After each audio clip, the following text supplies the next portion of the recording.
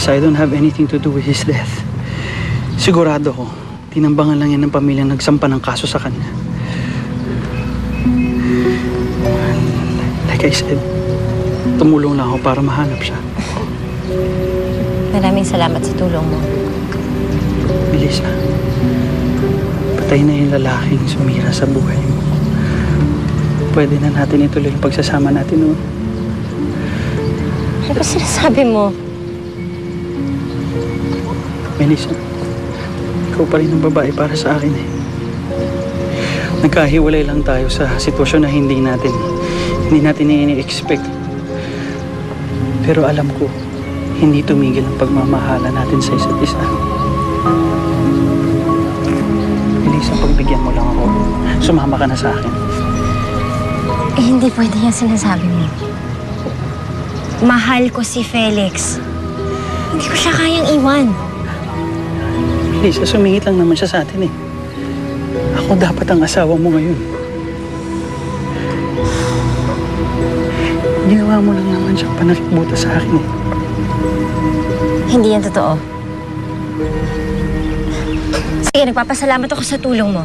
Pero hindi ibig sabihin na nasasama ako sa'yo. Alberto, nag-uumpisa na ako ng bagong buhay kasama ang lalaking mahal ko. Si Felix yun.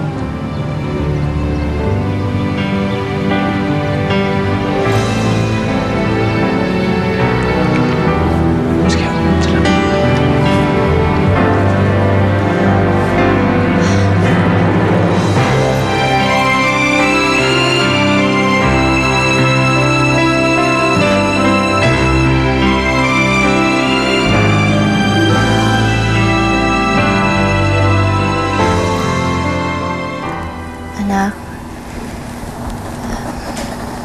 wala na yung taong nanakit sa akin. Napagbayaran na niya ang lahat. Wala na siya.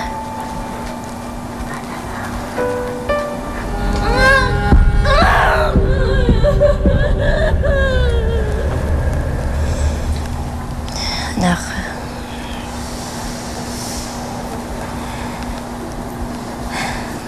ang lalaking yun ang ama mo.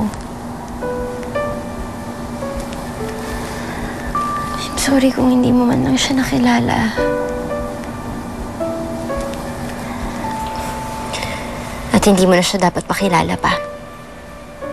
Dahil hindi naman siya naging ama sa'yo.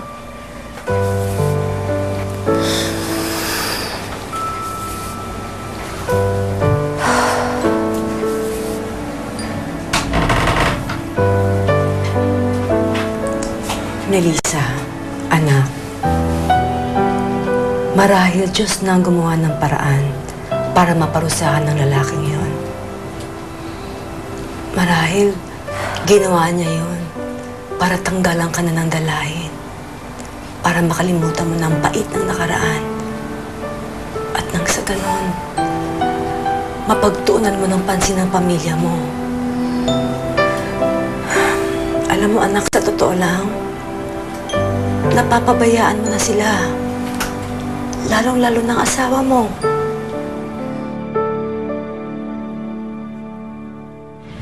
Limang taon na rin ang kaso. Hanggang ngayon, hindi pa rin lumalabas ang tunay na nakasala.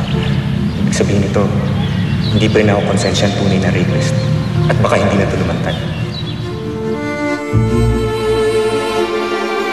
Hindi totoong hindi ako nagsisisi. Kung alam niyo lang ang pinagdadaanan ko, ayoko nang maghirap si Melissa muli.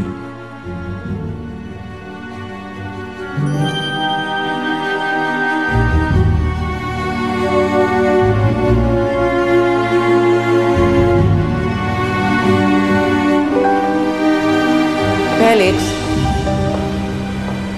I had been meaning to ask you this for quite some time now. Narinig ko kasi si Amor at yung kaibigan ni Melissa. They were talking about a rapist. Felix, is there something you're not telling me about your wife? Amorcita, Melissa is a member of the family now. Kung meron kayong malaman tungkol sa kanya, please, do not judge her. Is this about the rape?